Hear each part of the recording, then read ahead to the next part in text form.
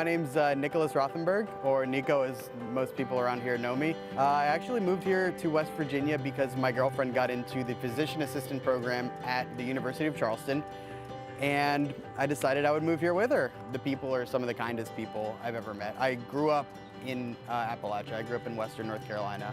So moving to West Virginia, to me, felt a little bit like moving home. It was kind of a nice breath of fresh air coming from a place like New York City. I am moving back there, but it was a nice little break for 2.5 years to come down here and, you know, live in the mountains and have the great outdoors again. I had actually gotten my bachelor's in music industry studies at Appalachian State University. I had moved to New York City to pursue my career as an audio engineer.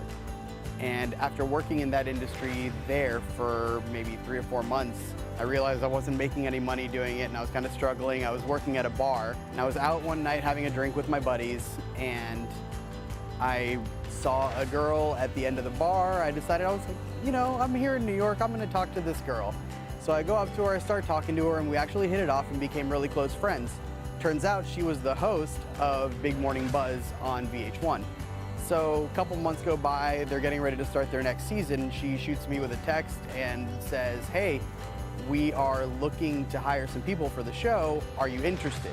I jumped at the opportunity to try something new and get involved in the TV business and absolutely loved it. Moving here and getting involved in the news business, especially politics, I was very, very fortunate to have a mentor like Mark Curtis. I mean, the guy is a political genius. People wouldn't think that there's this much going on, and I really found out that, you know, as far as politics and news and interesting things happening, this is possibly one of the best places to be. There really is a lot of work that goes into putting on any type of television production or news production. Everything from writing to cutting video to making graphics, stacking shows.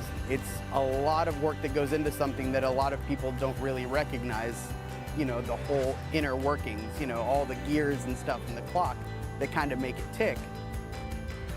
I worked for Spotify for a little bit, developing a couple of podcasts for them. I do the golf stuff, as you mentioned. For that, I travel around a lot, but I also do video conferencing and emailing with my team, who's based out of Palm Beach. In the production world, it's very easy to work remotely, and you know, if you have the drive and the motivation, you know, where you can wake up and get your job done and do your stuff and video conference with your team who's in New York or in Palm Beach, it's very doable. I mean, technology has really made any place accessible. Moving back to New York City, getting back into the world of production up there, I think my experiences here, I never would have thought this, but they've prepared me to handle just about anything. I had never worked in news or politics before, so I really had to jump in and figure out how to do it and what I was doing. And I had great mentors and great teachers along the way. And I have West Virginia to thank for that.